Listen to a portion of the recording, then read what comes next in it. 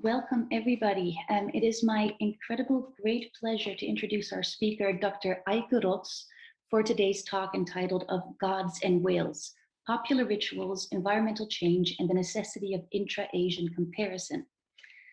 As I was preparing my introductory remarks, I kept on thinking about geography, distance, and closeness.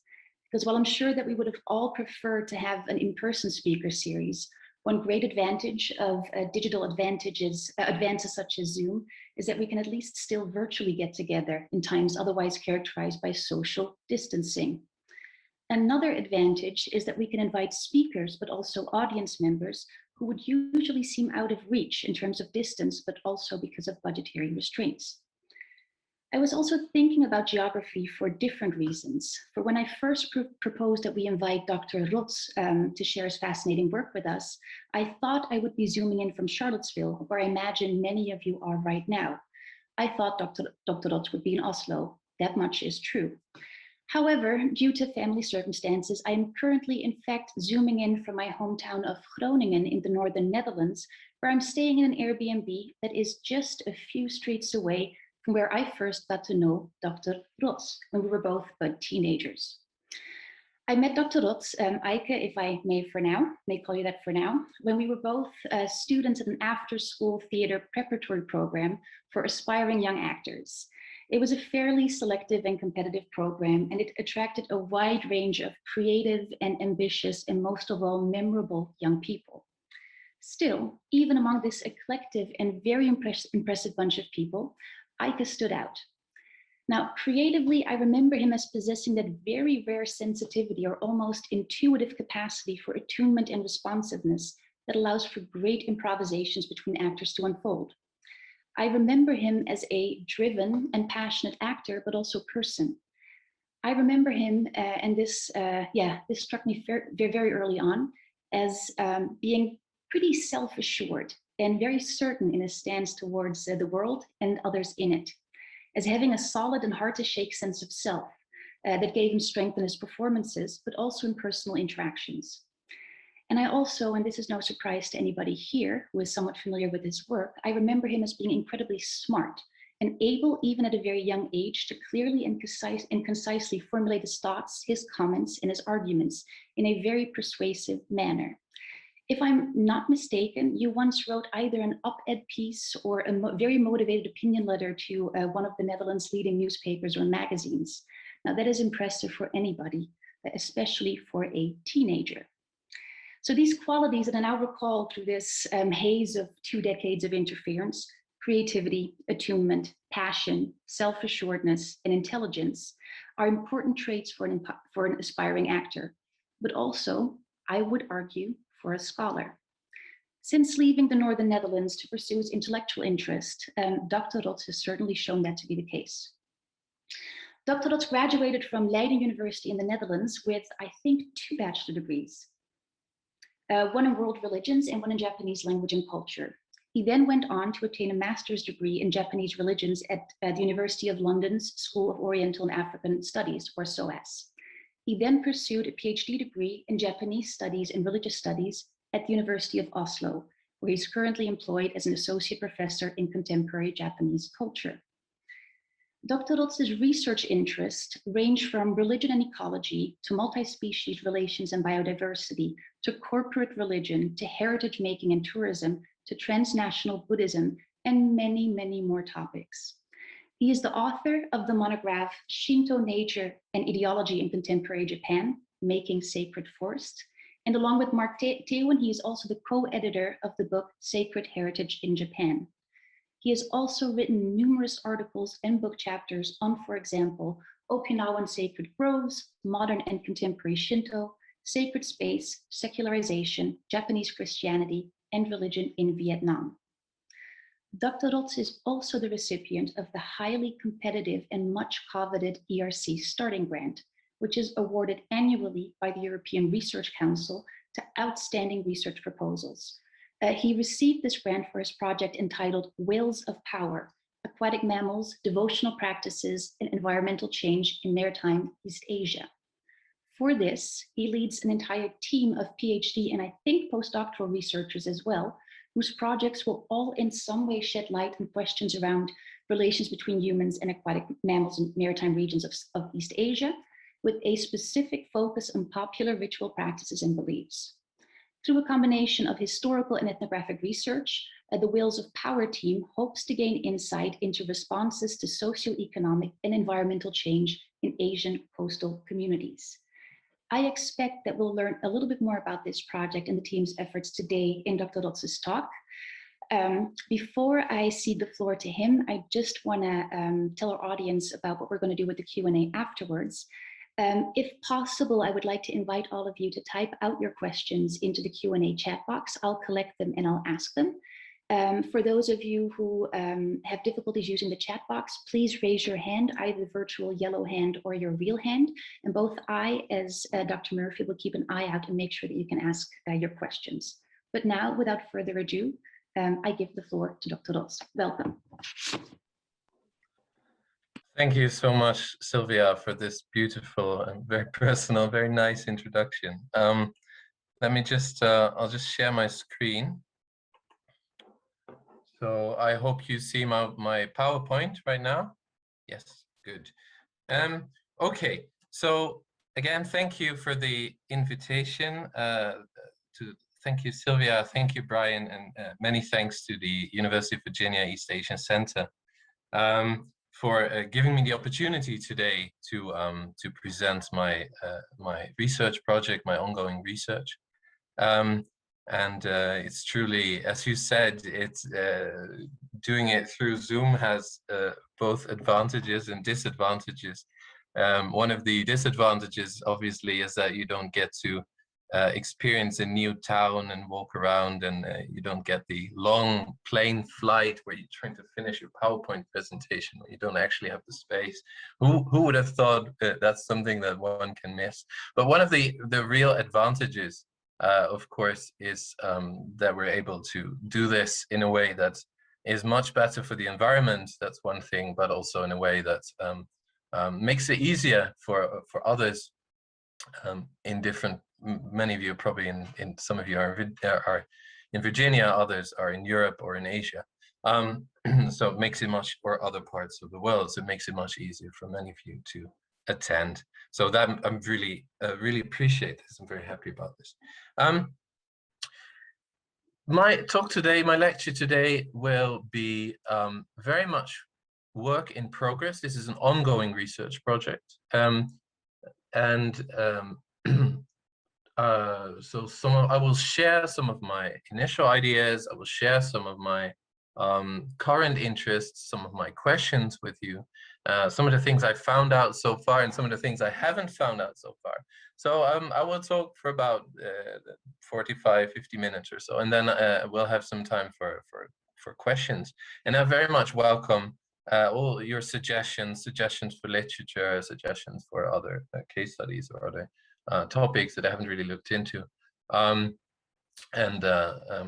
Yeah, so just I look forward to discussing this. I don't really see your faces right now, but I hope we will have the opportunity to do so through the chat.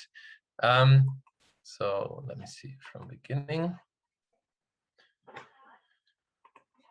Yeah, I often start a talk with a kind of an ethnographic anecdote or a short story. My ethnographic anecdote today is not actually something I experienced myself. It's something that I saw on Facebook, and that I think is sort of an experience of many of us who are used to doing fieldwork, ethnographic research, but also archival research, in fact, but especially those of us doing ethnographic research in Asia, of course, are in a situation where right now we don't have the opportunity, or most of us at least don't have the opportunity to actually go there and do the field work. And then digital materials that might suddenly pop up that we perhaps wouldn't have paid as much attention to in a pre-pandemic situation, then all of a sudden acquire new significance. And it certainly did for me when I came across this video, which went viral on Vietnamese Facebook about 2 weeks ago. I don't have the whole video here, but I just took some screenshots. And it's a video And it went viral. It was liked like thousands of times. It had 20, 30,000 likes or something. It had thousands of comments. And the video shows two young fishermen in Phú Yên province in Vietnam. Phú Yên is, for those of you who are familiar with Vietnamese geography, it's in the south central part of the country. It's in between Quy Nhơn and Nha Trang.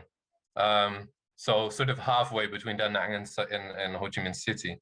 And the video shows two fishermen who are trying to push back what I assume is a pilot whale. I'm not a marine biologist, but it very much looks like a pilot whale, and trying to push this whale back into the ocean. So it's a whale that's stranded, and that was actually wounded, but was still alive. And they put it back, and somebody filmed this on their phone. And the first video, the one that went viral, shows how the whale actually went back into the ocean, and the whale survived and was kind of, okay, this is great. But then 2 days later, there was a new video was posted that the whale, unfortunately, beached again and actually couldn't be rescued. So the whale passed away. And you see in the video, while this is happening, while they're filming, you see people burning incense for the whale. And what happened next, here we only have some pictures that were also on this Facebook page, is that the whale was taken to the local temple for Ka-om, which means Lord Fish, which is the respectful yet intimate name that is given to the whale deity by fishers, coastal populations in South and Central Vietnam. And here the whale who had died, who was presented in the temple, was then given a ritual funeral, buried on the temple grounds. And the bones of this whale will be dug up probably 3 years from now. There's some local variation, but I assume in this case it's 3 years, and will be enshrined in this temple. The more official name, or the more correct name for this deity, that in a way each and every single whale embodies this maritime deity called Om Nam Hai, which is Lord of the South Sea. And this will be sort of what I'm talking about today. But the reason I'm starting with this, circulating on Vietnamese Facebook, going viral, having many comments, and many of these comments, some people are just commenting on, wow, these fishermen are great, but many of the comments were actually of a religious nature, that people were writing Namo Aida Fat, the praise be to Amida Buddha, even though this whale isn't exactly or Amitabha Buddha, Aida in Vietnamese, isn't seen as an incarnation, but that's sort of a general ritual phrase that's often used in Vietnam, also in non-Buddhist contexts. So a very local ritual tradition, and in fact a local occurrence goes viral through Facebook, gets comment from many people within Vietnam, other parts of the country, also the north of Vietnam, where people don't actually worship this whale god, or very few, but it also makes it possible for overseas Vietnamese, diasporic Vietnamese, to relate to this through social media, and even for a researcher who currently doesn't have the opportunity to go and to travel to Vietnam to see some of the things that are happening there. And this, in a way, I think is one of the issues, one of the things that I'm looking at in my research, one of the questions I'm asking: what happens to local folk religious tradition, what we might call folk religious traditions, or local popular religious traditions, in the current age, in an age not only in which sort of they acquire new significance as national traditions, but also where there are all sorts of new transnational connections, not least through the internet, and especially today when transnational travel, physical travel, has become almost impossible, very difficult.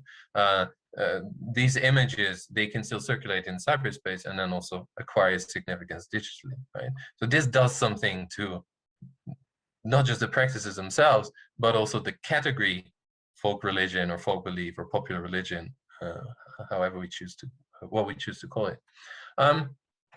So as I said, this worship of the Lord Fish or the whale god, this is fairly widespread in coastal areas of South and Central Vietnam, basically all the way from the Hai Van Pass, which is in between Hue and Da Nang, all the way south to the Mekong Delta and to the border with Cambodia, but only in coastal communities. So it's not something that's actually practiced even by farmers or in towns so much.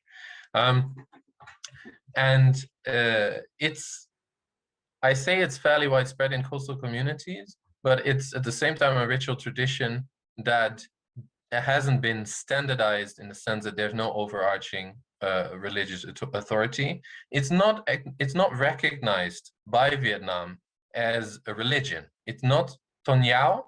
It's not, which is the official term for religion, which is the same word as the Japanese shukyo, the Chinese zhengdao. It's not an officially recognized tradition. This is, or a officially recognized religion. So it's not, this is not something that you join, that you become a member. Vietnam has a rather strict separation of religion and state, has a secular system in that sense, with freedom of religion within certain state-defined parameters, meaning don't get too politically active, don't get involved in subversive activities. Then as long as you worship one of the officially recognized religions, you have more or less the freedom to do so.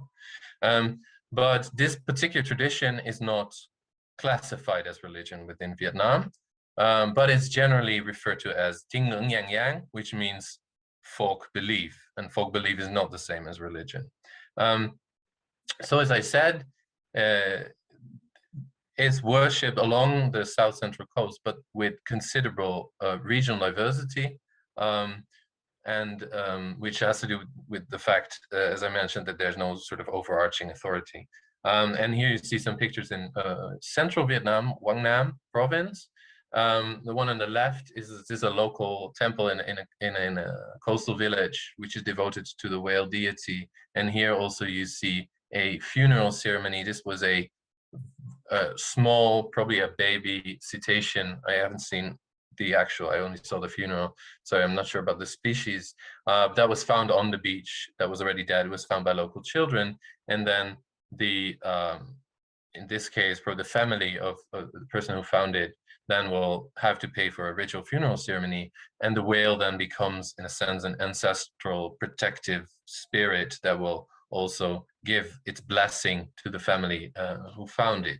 And often the ritual specialists here, they are community elders. They're always men. It's a kind of a gender segregated tradition.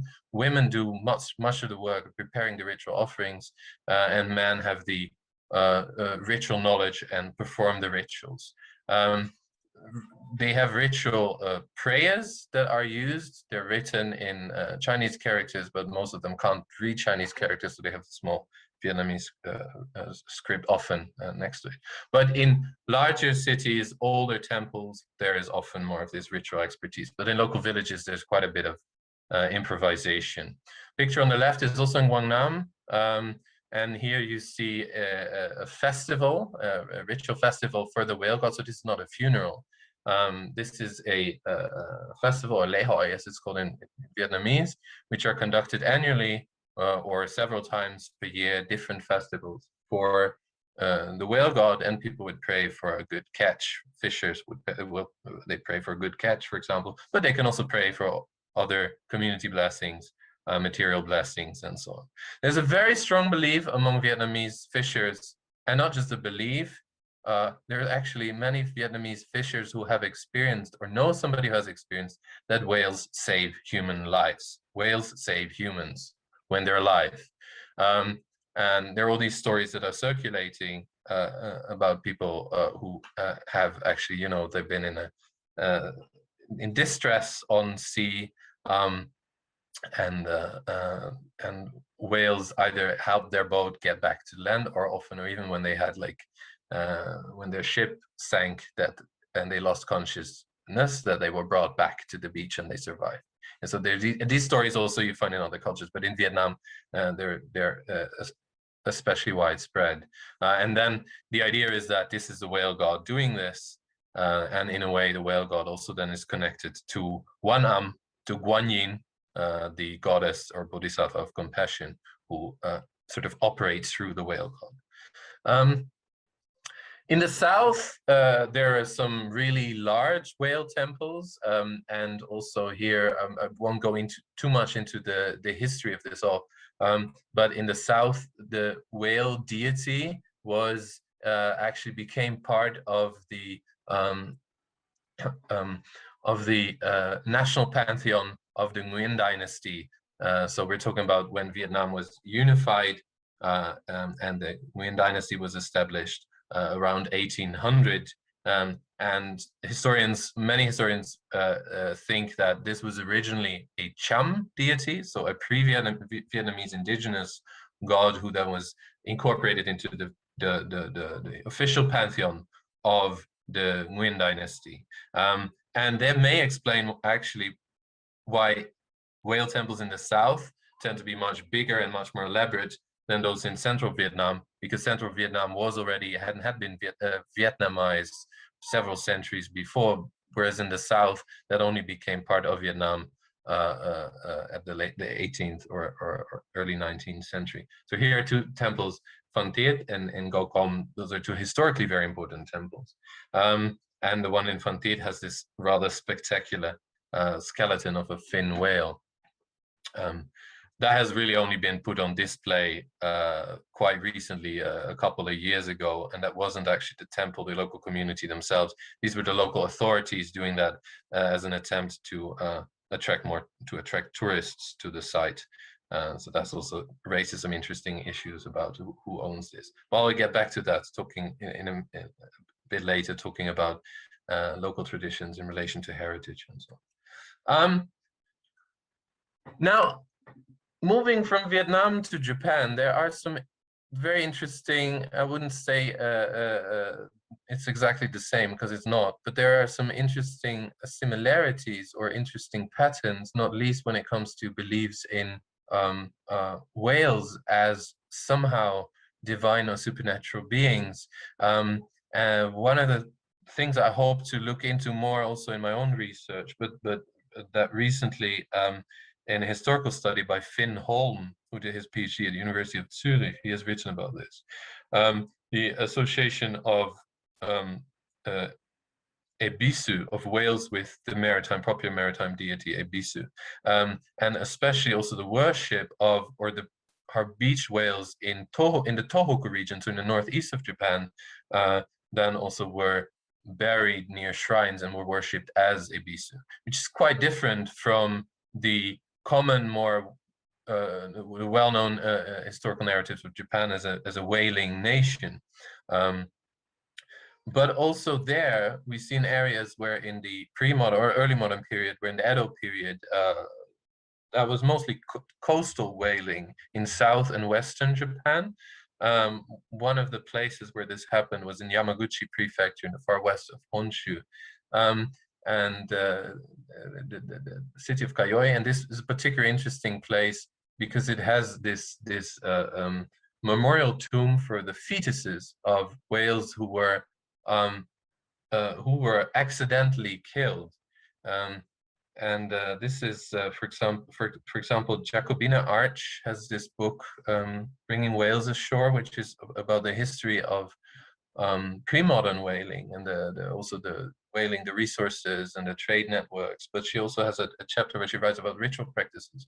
You see that this in Yamaguchi, but also in some other places, that Buddhist temples were involved in, that whales were given, they were given these memorial rituals Kuyo, and some of these are still conducted today, also at places where whales are, where people no longer engage in these kind of whaling practices. And this local memorial tomb here, which has a statue of Jizo, the Bodhisattva Jizo, the Bodhisattva Kstigarbha, who also rescues the souls of stillborn children, humans. Here is worshipped in relation to these whale fetuses.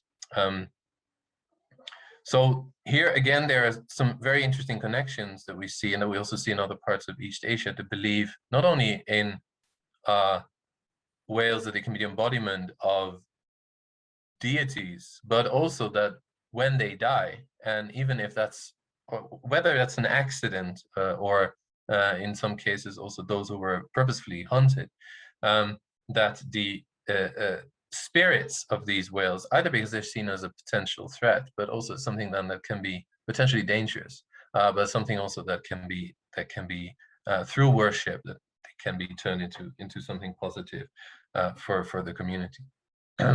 So I should mention, just to make this very clear, my Vietnamese interlocutors always insist there is an important difference between Vietnam and Japan, in the sense that Vietnamese, at least that's the claim, but normally they don't eat whale meat.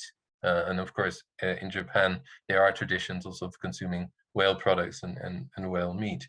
But when it comes to the ritual veneration of the whales who have died, there are actually quite some similarities there. This, by the way, this just to mention briefly, a famous Meiji period poet whose poems have also recently been translated into English, Kaneko Misuzu. She was from this region in Yamaguchi, and she has written a very moving and very beautiful poem that, from, I would say, I guess, from the perspective of present-day eco-criticism, would count as a very beautiful meditation upon more than human relations, but also more than human suffering of other animal species. And this is a poem about a young whale child who hears the bell of the Buddhist temple and knows that there is the memorial rituals conducted for its parents, and knows that his parents have died, and mourns and cries out and mourns his parents. It's a beautiful poem. But I'm just mentioning this in relation to the whale temples, and there's also then a whaling festival that is conducted within this community of Kayo. So these are some of the cases that I'm looking at, that I'm trying to combine and bring together in my project Whales of Power, which Sylvia also mentioned in the beginning. This is a fairly large project. I got a starting grant from the European Research Council. We started last year. No, that's already 2019. That's already 2 years ago. And in principle, I have until the end of 23, probably into 24. So we're about halfway. At least when it comes to time, there have been, as you can imagine, some delays when it comes to the actual research and collecting the materials and so on. I'm hoping that from next year will be possible again. Remain optimistic. It will be possible again to travel to Japan and Vietnam and to conduct more research there. There's one postdoc in the project who's doing research, Florence Sterney, and she's doing research on traditional whaling practices and also a religion in Lama Lera, which is in Indonesia. We have 3 PhD candidates. Sonja Ullman, she's writing about the category Aboriginal subsistence whaling in international whaling politics. So about questions of when does something count as indigenous subsistence whaling according to the International Whaling Commission, for example. So that's more like discourse-based research. And then there are 2 PhD candidates who do work that relates quite closely, or the Vietnam-based project relates quite closely to what I'm talking about today, and that's done by Tuan. And he is currently doing field work in Vietnam, so he had the opportunity to travel there And Marius Paltz as well, he's doing a PhD. He's writing about Okinawa. It's not writing about whales, he's writing about the dugong, which is another marine mammal, and sort of the symbolic connotations in relation to environmental activism there. And we're hoping to do a conference, possibly physical, perhaps hybrid, next year. And there will be a call for papers as well. So in case somebody is working on a related topic, then stay tuned. But we'll do a conference on, and also leading to an edited volume on animals in Asian religions. And also then the project will lead to a number of PhDs, articles, and also hopefully monographs. So very sort of generally speaking, this project has three main objectives that I'd like to briefly introduce to you. And I'm not sure, some of you may have a background in religious studies, some of you may have a background in Asian area studies or in anthropology. What we try to do is, or what the objectives of the project are, they're related to what I perceive as problems within religious studies and within area studies. But we use methods and insights from anthropology and from environmental humanities to address some of these problems. And so the first of the three objectives is to apply some of the recent developments in environmental humanities, the study of religion. And we're talking about things, an awareness of multi-species relations and of animal agency and so on. Now, of course, there's lots of work within religious studies on animals, but much of this work doesn't really consider animals as historical actors, but rather looks at animals, for example, as symbols or as objects of worship or objects of taboo. But and also there's a lot of work on animal ethics, religion, how to treat animals from the perspective of religion. But that's a bit different from asking the question, so okay, how do animals actually themselves co-shape these ritual practices? How are they involved in this? So that's one of the things that we're learning from environmental anthropology and environmental humanities. And also, of course, there's lots of work, the whole body of literature on religion and the environment, religion and ecology.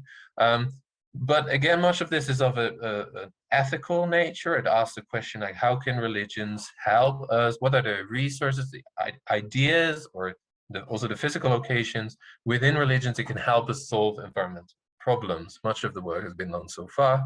And much of this hasn't really made any significant, or it has made some changes for religious self-understandings and religious practices, but not necessarily solve the environmental crisis. So rather than asking that question, the utilitarian question of how can religion help us solve the environmental crisis, I'm interested in a different type of question, namely, what is the significance of rituals? How do people use rituals? How do people need rituals to cope with, to give meaning to, and perhaps to negotiate ecological loss, environmental crisis in their personal space, in the places where they live and so on. The second objective has to do with what I already mentioned, and I'll get back to that in a minute, has to do with this issue of popular religion, of local worship traditions, right? So one thing is, there's lots has been written about secularism in Asia. There are several edited volumes that look at secularisms and as well as secularities and processes of secularization and so on in different Asian countries, juxtaposing,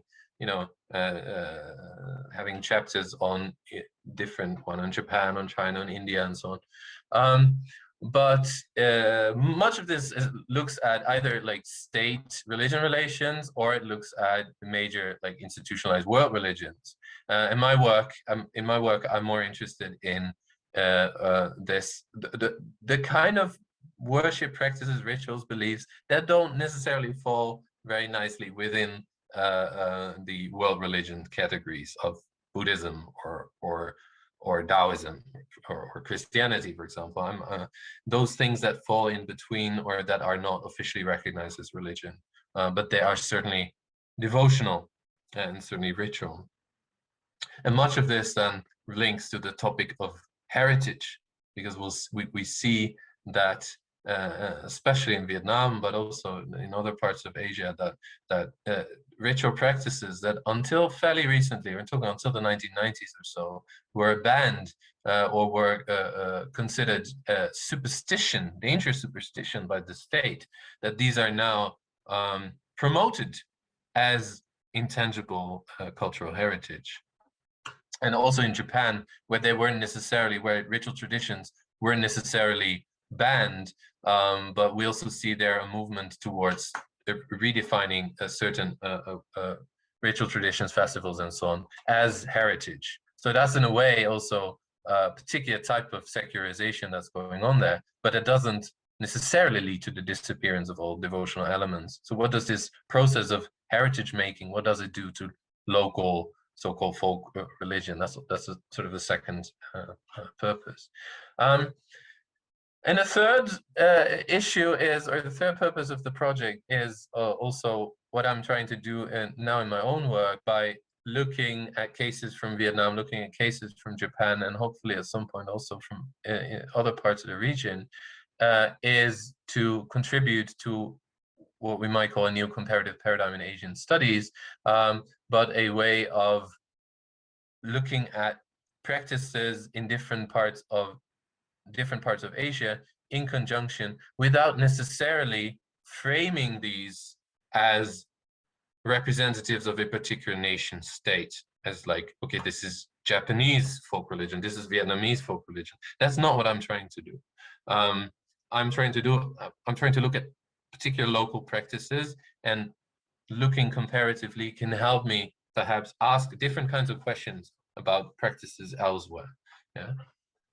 And also not trying to do so within a world religions framework, which I think is very limiting in the case of these type of rituals that I'm looking at.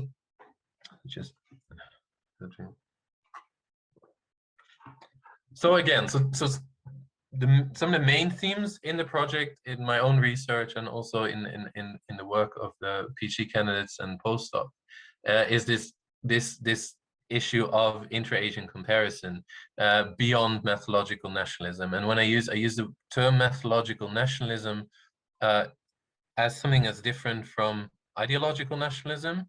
Methodological nationalism refers to the naturalization of the nation state within scholarship, sort of taken for granted adjective Japanese in Japanese religion, Japanese literature, and so on, or Chinese or Korean.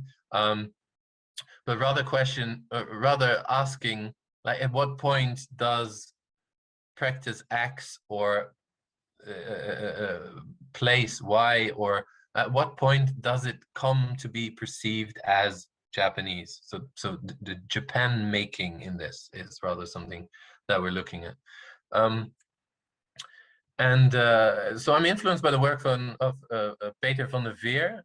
He has also a book on comparison that came out a couple of years ago, and he's making the same argument that comparison doesn't necessarily mean like juxtaposing Japan and China, or case A as representative of Japan and case B as representative of China, but it can look, it rather is a way of looking at particulars, and then how maybe these big categories, how they play out in those particulars. Yeah, so how does something, why is this particular ritual tradition framed as Buddhist, and why is that particular ritual tradition not framed as Buddhist but as national heritage? Yeah, what is the classification practices that are going on here? So this links to what I already mentioned, the changing meanings of this notion of folk religion, how something that, especially in Vietnam, until very recently, was seen as backward superstition. How can it become something much more positive, like as an expression of a national spirit and of intangible heritage? And this relates to the politics of scale, the scale of folk religion. I mentioned in the beginning this example of how, you know, two young men saving a whale, then unfortunately not saving the whale, then the whale being enshrined at a local temple, which is yeah, those things happen at the coast. They wouldn't normally get a lot of attention. How this goes all viral, and how that then becomes something national Vietnamese in social media, rather bottom up. It's not necessarily the state doing this, but it's something that happens in a social media reality. And then also, like, at some point it can become transnational. How local ritual traditions can become not just national heritage, but also UNESCO sanctioned intangible cultural heritage that gives it a universal or transnational dimension, right? What does this do to the actual practices in question? So these are some of the questions I'm looking at. And then following up is also revisiting the question, actually, what are these rituals about? Yeah, rituals in relation, and that's where the environment comes in. Rituals are they mediations? Yeah, they're ways of establishing some sort of connection to some sort of, often also between humans, but also establishing some sort of connection to non-human others. And this can be animals, this can be a physical environment, and this can be the spirits and the deities. So asking these kind of questions about what actually is the meaning of these rituals, not only in a political context, in the context of heritage making, but also the meaning of these rituals in a time of rapid environmental change, and indeed of biodiversity loss and of ecological disaster that many coastal communities are actually facing, both in Japan and in Vietnam and in other parts of Asia. So what we might call like the ritual responses to Anthropocenic suffering, to the suffering of our time. This is one of the big questions that I don't really have the answers to yet, but that we're trying to explore at least.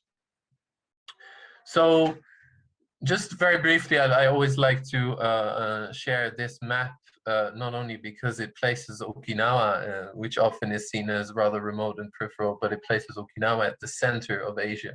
But because it actually sort of centers, it places the ocean central. And this is something that the Japanese historian Amino Yoshiko, for example, he has used this map. What I like about it is because it's a different way, gives us a different way of thinking about Asia, but also about the connections, historical connections between what we call East Asia and Southeast Asia, right? Which at least in area studies departments are often sort of quite separate, but certainly in pre-modern times and in earlier, there were all sorts of trade connections, intellectual exchange, and so on. Which doesn't mean that I'm saying that this Vietnamese whale worship and Japanese Ebisu worship, that historically they're one and the same thing. That's not my argument. I see they have different historical trajectories and so on. But there are also definitely certain deities that travel through this East and Southeast Asian maritime spaces. And probably one of the best examples is the maritime goddess Mazu, who originally from Fujian and today worshipped a lot in Taiwan. But we find Mazu temples also in South Vietnam. There's also Mazu worship historically in Japan. So that's a kind of one example of a transnational tradition.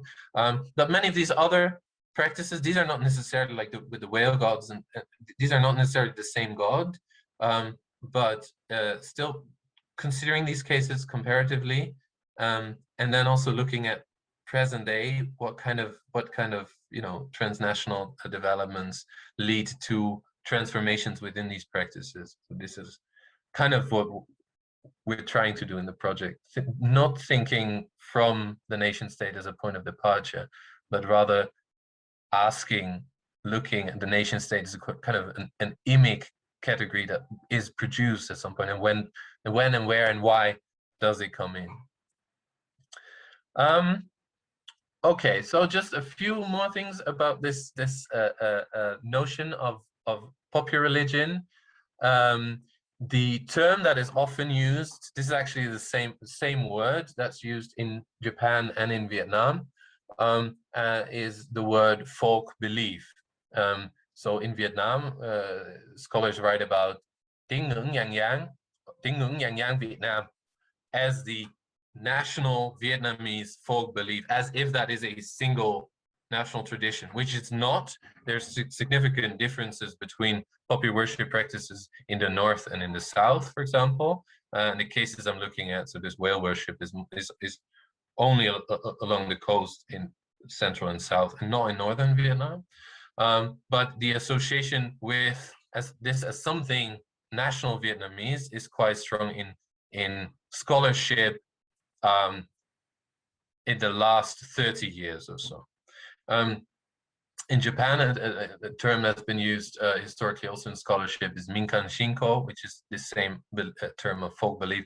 In Japan, that goes back also to the pre-war Minzokugaku, the ethnology by scholars like Yanagita Kunio, that some of you may be familiar with, where you see the same identification of local worship practices with as a sort of a expression of the spirit of the Japanese nation. So many of these practices, they differ from place to place. They're place-based, and the place matters, yeah, because they have their particular place-based identities. The deities may have them, the rituals may differ from place to place. I use the word not so Buddhist to refer to them because it'd be difficult to say that they're not Buddhist when, for example, people use the phrase Namo Aida Fat or Namo Amida Butsu to worship or to venerate the spirits, when Guan Yin, Wan Am in Vietnam, Kan Non in Japan, is related or comes up or plays a part in different rituals. But at the same time, they're not very Buddhist in the sense that it's often may not be the Buddhist temples or the Buddhist priests who are conducting the rituals. And then again, not so standardized, but not completely isolated either. Often, so in the scholarship, described as expressions of some sort of national spirit, and now increasingly the word heritage.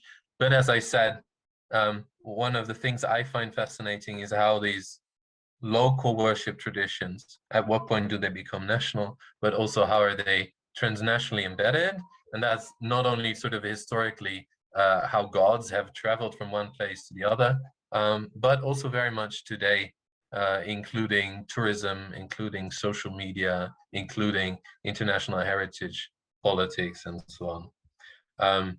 So here I'm influenced by the work of Anat Singh about her ethnography of global connections, that things are always locally grounded, but they're also shaped in a national and global context.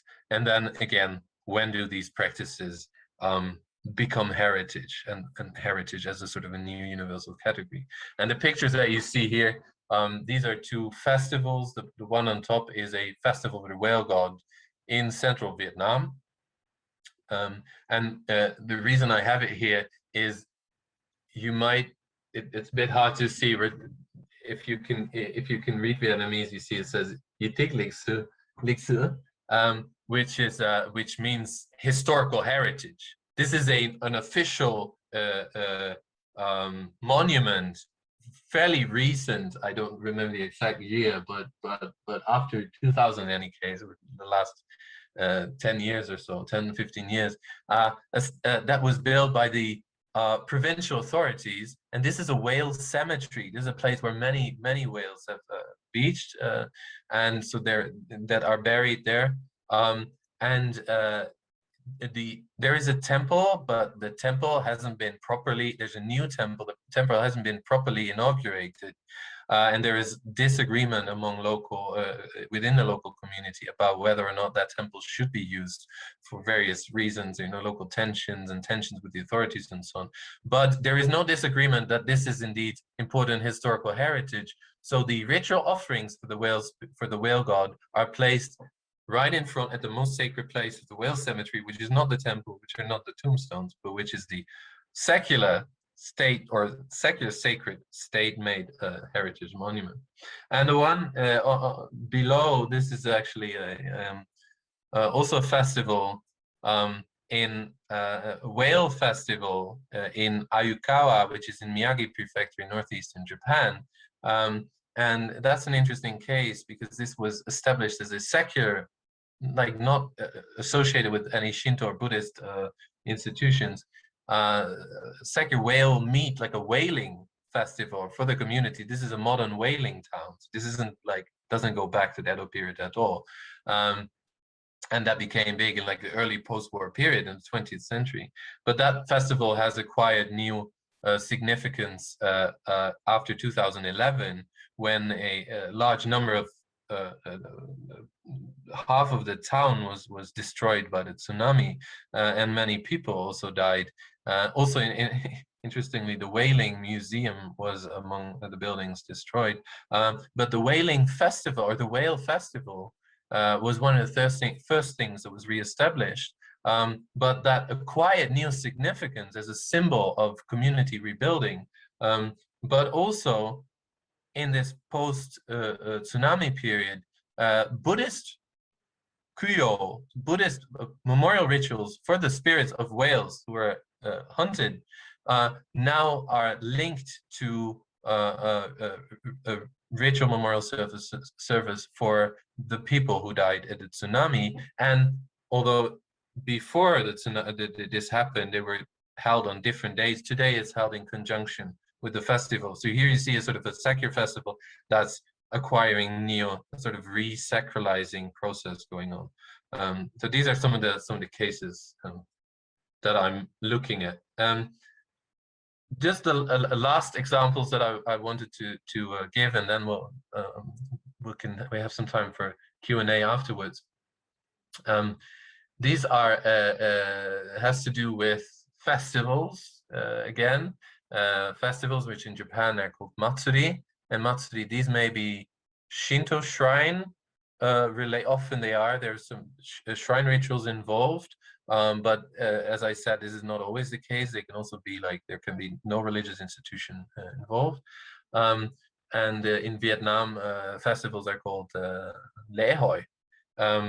And again, you see here is a very similar process. These are some festivals that I've attended and I hope to also write about, and hope to be able to revisit, actually, to collect more material. But the one on the left is a festival in a not whaling town, actually, in a former fishing village near Yokkaichi. Yokkaichi is an industrial town south of Nagoya. And this is what was in the Edo period, so in the early modern period, was indeed a fishing town, but they wouldn't catch whales there because there were no whales. It's like a bay area. But they have a Kujira Bune Gyoji, it's called. They have the Whaling Ship Festival, which is quite an amazing 2-day-long collective performance, wild celebration, where young men who have a whale that attacks a boat, and the boat is actually a fishing a captain who wants to catch fish, but then has to kill the whale because the whale hunts all the fish and so on. What's interesting about this festival is that it's not just the history of the festival. There's very little known about this because it's a typical popular festival, like not the official formal institutionalized religion that there were many historical sources. But what happened the last couple of years, I assume now they couldn't really last year do it because of the pandemic, but before that, this was listed as UNESCO Intangible Cultural Heritage, which had led to a rapid increase in the number of visitors, but also journalists and even foreign scholars. And so all of a sudden, people who are responsible for organizing this are asking themselves questions like, are we doing it the right way? They're having these debates about what is the proper ways. Now that it's UNESCO, they have this extra sort of responsibility as they feel it. And the festival in Fantiet, this is the same town where I showed in the beginning this whale skeleton. This hasn't really been, this is not UNESCO Intangible Cultural Heritage yet. I don't know if it will be, but whale worship is now at different places recognized by the Vietnamese state as national intangible cultural heritage. And so you have, in a way, the same. There were very few rituals could be conducted in Vietnam prior to the sort of reforms and the opening of the country in the late 1980s, 1990s. So you see that local communities also will have to kind of, and before that, of course, there was in the South, there was the reunification, although in the South they would use different terms for that, 1975, and before that there was war and so on, and there was lots of poverty. So there was a long period in which the rituals could not be conducted, and things have been forgotten. But since the 1990s, you see this reinvention and people trying to figure out what was the right way to do it. There's a lot of experimenting, but then it becoming heritage also means that all of a sudden the state is involved in different ways. So looking at these things comparatively, well, helps me ask different kinds of questions than I would if I would only look at it within the boundaries, both conceptual and physical and political, of Japan or of Vietnam. And I think that's something that we can do more within Asian studies, doing this kind of intra-Asian comparison that doesn't compare two cases as like Japanese versus Vietnamese, but rather look at what happens on the ground and what are the kind of questions that we can ask if we look from these different comparative perspectives. So I will stop there. Thank you very much for your attention. I'll stop sharing my screen as well. And I look forward to your questions. Aike, thank you so much for that wonderful talk, and also for introducing all of us to a project of such scale and such ambition. And given the great diversity of our audience, I'm sure that you can expect a wide range of different kinds of questions. Brian, I am not seeing any questions appearing yet that might. If I'm doing something wrong, please let me know. So as I'm collecting questions, or as we're figuring out how to make this happen, if I can start off with the first question, after you've had a sip of water or something, if you need that, after talking for such a long time. I was just very curious to hear how this particular project came into being. This is not a minor, small research interest, something with this kind of scope that takes quite something. So how did whale worship catch your interest, for example? And also, how does this entire project sort of flow or emerge from your previous research interest? How did this project come into being? Say the intellectual theoretical part, but also happen. Yeah, thank you. No, that's yeah, I totally agree with you. I mean, it's probably way too ambitious. We're trying to bring different things together. It's a kind of explorative type of work, and we don't really know. And of course, as I said, the pandemic has made it also more difficult. But I also, at the same time, I think I think sometimes it's important to do this kind of open-ended, weird comparison kind of stuff in scholarship, not really knowing where it's going to lead you and what are the things that you find along the way. I think there's kind of this it's important to be able to wonder and to be surprised and to not sort of have these pre-established ideas so much. And I really appreciate I was probably just really lucky with the panel that I had in the European Research Council, that they were willing to also fund this kind of open-ended research, right? And think, okay, there's some potential here, even if we don't quite know where it's, what is it you're going to find out, for example. But so your question about how did I become interested in this is, so my PhD research was on Shinto.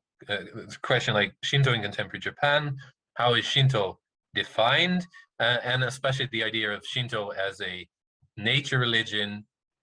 And basically my argument was the idea of Shinto as an ancient tradition of nature worship is a fairly recent development. It's something that's come up since the 1980s, 90s, and that only like the last few decades has really sort of become mainstream. And especially then the explicit association of Shinto with environmental problems and the development of Shinto-related ritual, not so much rituals, but social practices, tree planting practices, nature conservation initiatives, and so on. So I was interested, and then central to this are sacred groves, are trees and forests, because Shinto doesn't really have so much to say about climate change or about energy issues, but it does have something to say about preserving sacred groves. And some of these sacred groves that are, they're actually quite small, but they have, some of them are, important in terms of biodiversity and so on. So those were the things I'm looking at. So I became interested in sacred groves, and then also comparatively looking at sacred groves in Okinawa, which are actually quite different from mainland Japan. And maybe there's something natural about moving from the forest to the sea. This was something that was sort of more and more, as I was doing that research on sacred groves in Okinawa, I became also like, okay, yeah, what about the sea? And what about these maritime deities? And then there is generally, like now, this move towards, both within the blue humanities, it's called, right? Within the environmental humanities, a renewed appreciation for the sea, but also in religious studies, for example, that like, okay, what about maritime religion? And it's, of course, it's a way of breaking out of this nation state framework. So it's also is a way to decenter the nation state, as I said. So I'm like, okay, now I've been looking at forests, but now I want to look at the sea, and I wanted to do more Vietnam research because my position is actually in Japanese studies. I have to teach, mostly my teaching is about Japan. So I needed to find a way to be able to do more research in Vietnam, to actually do that comparative work that I want to do.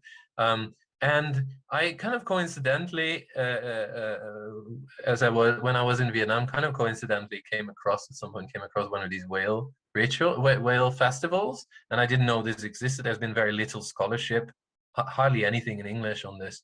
And I was like, okay, wow, I didn't know about this. So I started, trying to find out more. And then, of course, the similarities with Japan, the type of, for example, these ritual memorial rituals, and the kind of introduce themselves. I'm like, okay, I'm just gonna try, and that's how it developed. But it's always, I like how one research project then kind of grows out of another, and one thing leading to the other.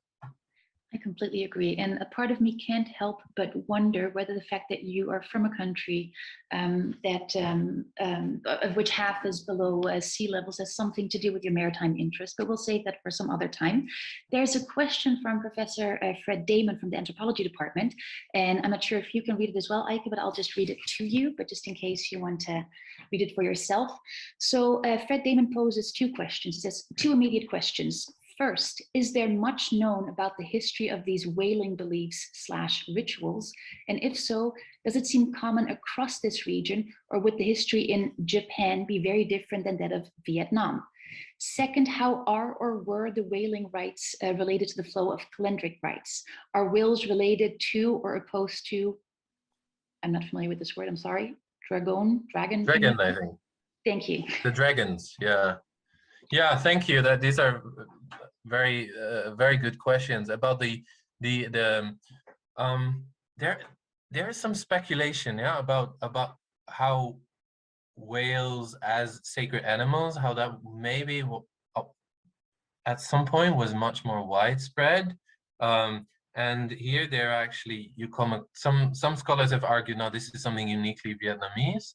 And others are like, well, actually, here we have some examples from Cambodia. We have some examples. There is this, I mentioned this postdoc of mine who is doing research in La Malera, that's in East Nusa Tenggara, that's in Indonesia, right? And so then in Japan, some of it was related, obviously, to coastal whaling in early modern Japan. But then there's this Ebisu cult, which or the Ibisu worship, which is actually quite different. So the question is, and here, yeah, I'm not an archaeologist, but there's very little when it comes to textual sources, as far as I know. Like, okay, how widespread was this along the coast of South, Southeast China? And this is one of the big questions. And I don't have the answer, but I haven't really come across the answer to what. But I wouldn't be surprised if you find there are also other places in the world where, of course, indigenous communities in the Arctic and so on, Maori, different parts of the Pacific, where whales are associated with divine spirits or with deities or with ancestral spirits, and they're also given rituals and so on. That doesn't mean it's a single tradition, obviously, but I think there is something tremendously awe-inspiring. And let's not forget Europe, yeah? The medieval Europe also, there was this whales are the monsters and the Leviathan, the associations with the Bible and so on. I almost forget these, yeah? For me, those come last. But so there is something tremendously awe-inspiring and also, yeah, and actually a bit frightening about these huge beings. So I would say that's not surprising. And sorry, so even though it's not a single tradition, yeah, I think it was actually much more widespread at some point.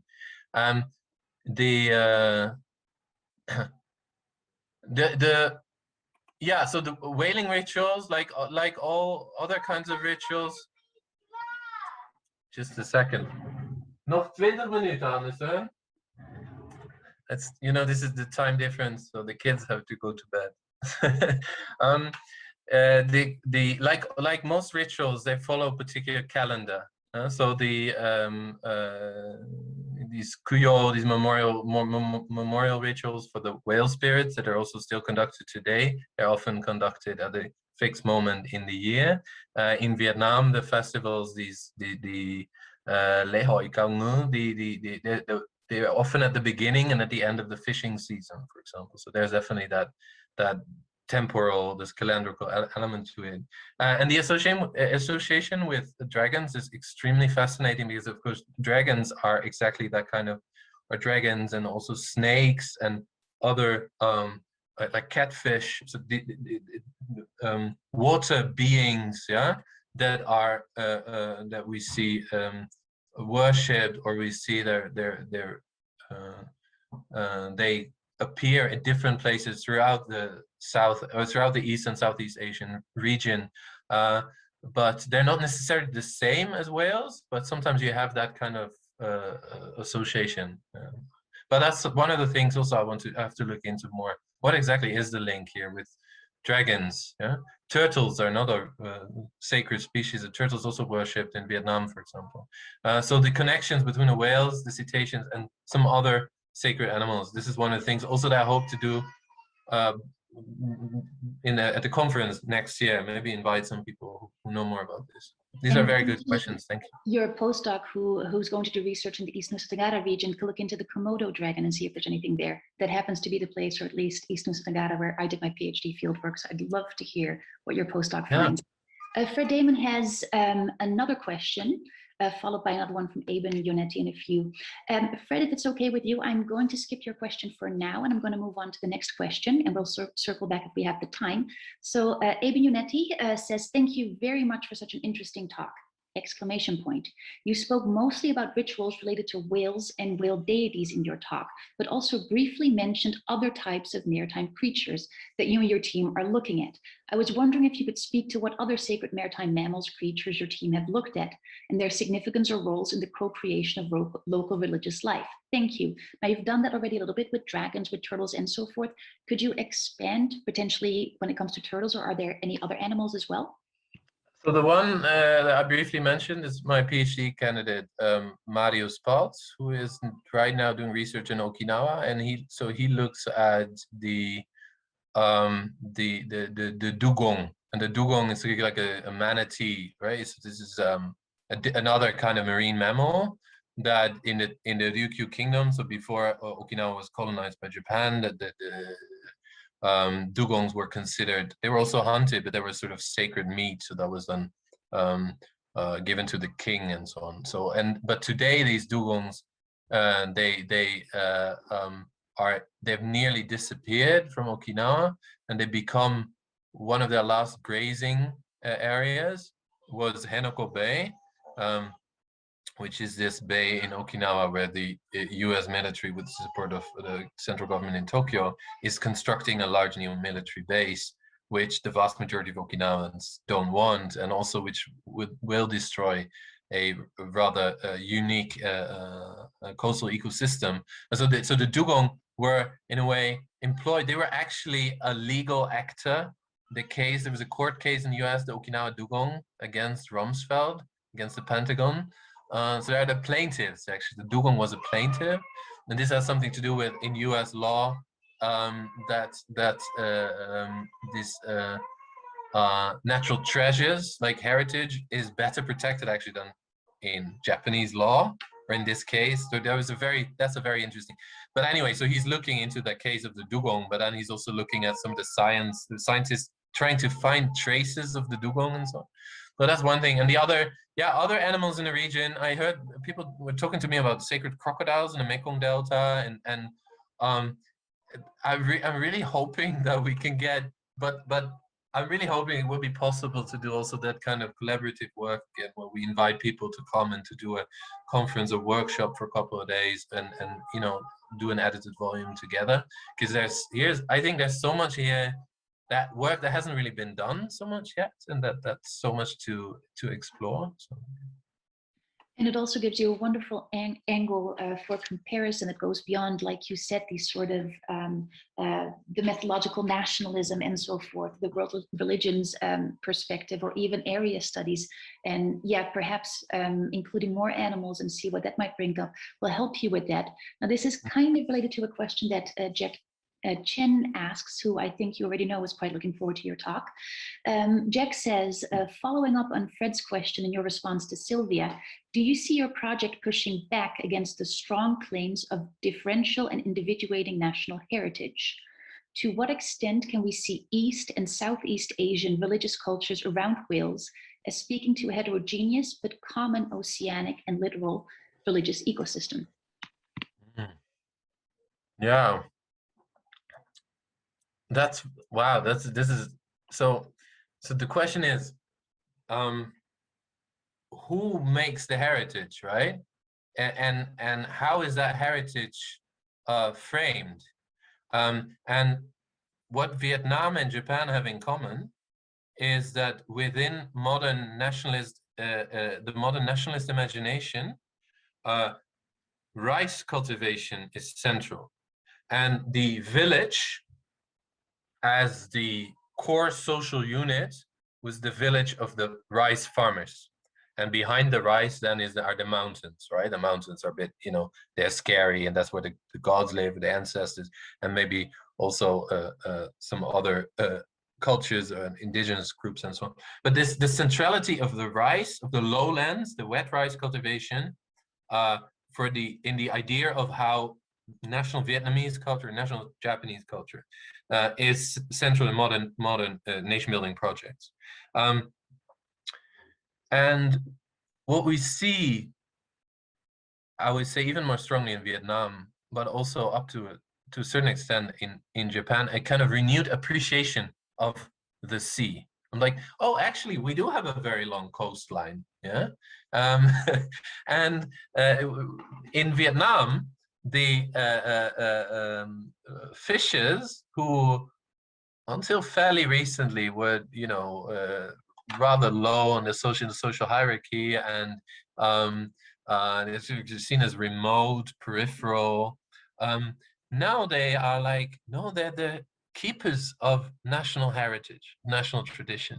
And I would say one of the reasons this is more pronounced in Vietnam than in Japan. Japan, I also think you see this kind of renewed appreciation of the sea with the interest in Satoumi, the coastal ecosystem or nature conservation and so on. But it's less explicitly tied to national politics. But in Vietnam, of course, there is the islands, the territorial issues, the territorial conflicts with China, and that when fishers from central Vietnam, they go out fishing and they enter an area that China claims is Chinese, and these fishers are arrested. Then they become martyrs for the nation. So the sea, so the maritime heritage then becomes actually acquires a whole new sort of ideological significance.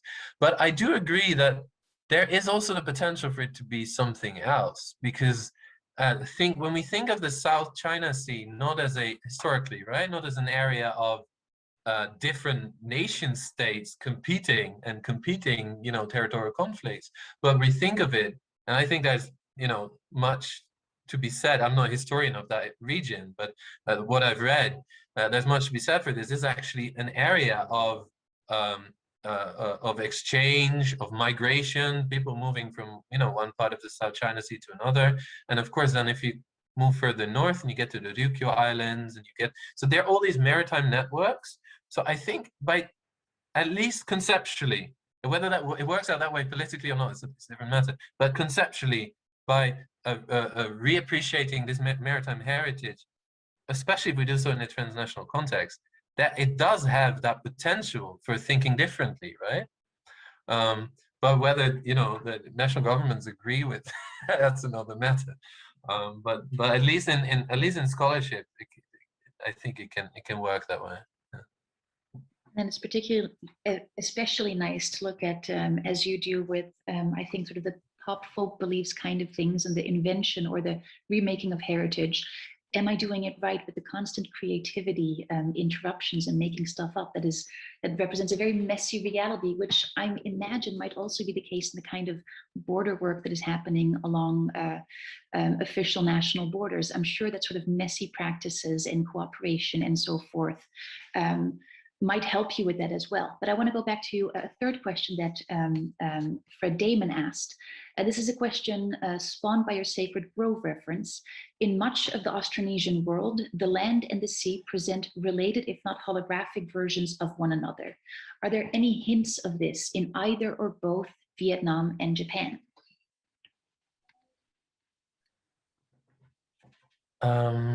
I guess that land and sea aren't necessarily quite as distinct, quite as opposed as maybe one might think. Yeah.